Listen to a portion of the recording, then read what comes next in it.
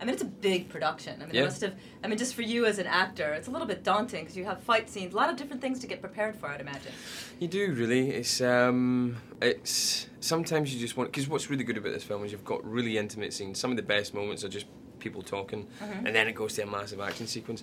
So as an actor, you're like, oh, I wish I was just doing the talking, because that's when you really get to do your stuff, you know.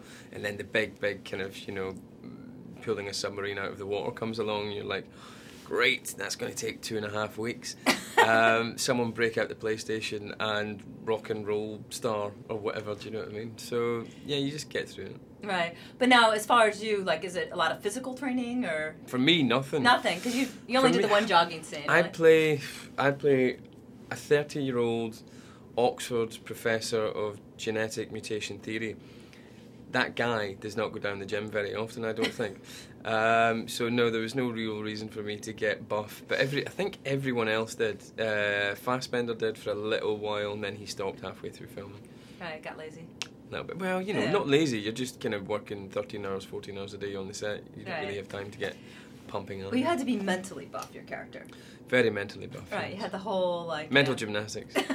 You had the whole concentration and the intensity of it. Yeah, did a lot of mental yoga and Pilates of the mind. But yeah, no, it was a different kind of vibe for both characters. One was very kind of physically expressive in what they want, and my guy was much more... Well, I don't know. He was actually quite physical in one way because he was constantly trying to get laid, but which is slightly different for Professor X. But yeah, right. No, lots of professors want to do that. Don't you know that? Well, yeah. Actually, I suppose you're right. Yeah, that's always comes up in the papers now. So now, I guess one of the challenges was because you're the prequel, that you don't want to do the same character that Patrick Stewart would have done. Correct? Well, I mean, like not to be too influenced by that. Yeah, you're playing.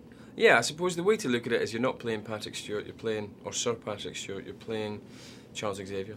And it's 40 years before the first movie, so the guy's got to be different. And yeah, in life, some people stay the same. Some people don't change much. Right. But for drama and for a movie, I think that would be incredibly dull if he was just the same guy. So we changed him on purpose. So I looked at Sir Patrick's performance and I said, all right, he's very chaste, I'll be very randy. He's very sober, I'll be very drunk. He's very wise, I'll be very foolhardy, you know. And that was kind of, I suppose I developed my characterization as a reaction to his. Mm-hmm. I guess your character would be the more fun to play.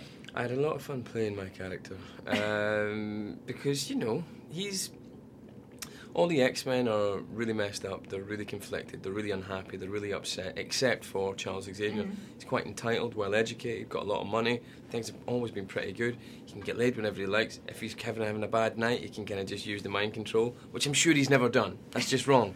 But he could definitely read your mind and find out what your favourite drink was, and kind of like find out what literature you like to talk about and all that kind of thing. So getting a taste of that superpower, would you ever want to be a mind reader? No, I don't think so. I'd like to be able to control other people's minds, but I don't think I'd like to be able to know what people are thinking all the time. I think it would take the mystery out of life. Right.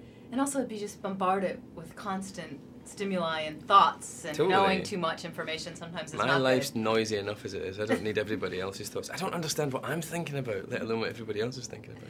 So now obviously this movie sets up a whole series of possibilities. Yeah. Is that a possibility? Are you? Yeah, no, we're all signed on to do 500 movies. 500 movies with Fox. So, yeah, if this one makes more than $2.50, we will definitely make another movie. Maybe next year or something. I don't know when. But yeah, this one has to make a little bit of cash first, I think. Mm-hmm.